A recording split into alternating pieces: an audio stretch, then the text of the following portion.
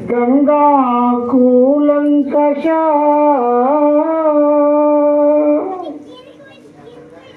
ఆకాశం నుంచి శంభుని శిరము, శివుని యొక్క శిరస్సు నుంచి హిమాలయాలకు, హిమాలయాల నుంచి ఇక్కడి దాకా ఊరికే రాలే.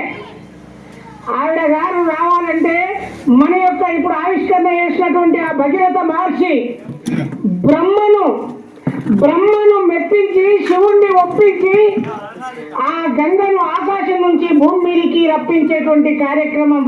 ఆ రోజు తన తాత ముత్తాతలైనటువంటి సగర పుత్రులను వారి ఆత్మశాంతి కలిగించడం కోసం కపిల మహర్షి చెప్పినటువంటి విధంగా వారికి సద్గతులు ప్రాప్తించాలంటే ఆకాశ గంగమ్మ కోసము ఘోరమైన తపస్సు, ఒంటి కాలి పైన నిలబడి నెలకు ఒక్కరోజు మాత్రమే ఆహారం తీసుకొని సంవత్సరాల తరబడి తపస్సు చేసి ఆకాశ గంగమ్మను అవని మీదకి తీసుకొస్తుంటే తనను ఆపేటువంటి శక్తి జగన ఎవరికి లేదు. శివునికి నువ్వు ప్రార్థించంటే శివుని కోసం మళ్ళీ తపస్సు చేస్తాడు.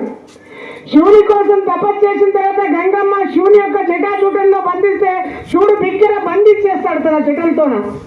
కిందికి రావట్లేదు గంగ.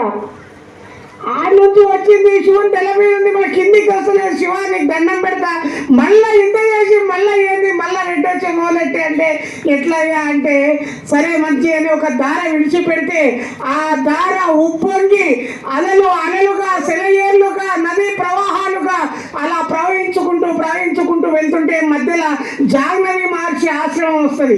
ఆ ఆశ్రమాన్ని నీటికి తనలో ఉంచుకునేటువంటి శక్తి, అంతా ముంచేసే శక్తి ఉంటుంది. ఆ యొక్క జాహ్నవి మహర్షి ఆశ్రమాన్ని ముంచెత్తుతుంది. ఆ యొక్క జాహ్నవి మహర్షి కోపంతో కన్నెర చేసి ఆ గంగను మొత్తం తాగేస్తాడు. మళ్ళీ భగీరథుడు వెనక్కి తిరిగి చూస్తే గంగ కనబడతలేదు. అని అమ్మ శివుని కోసం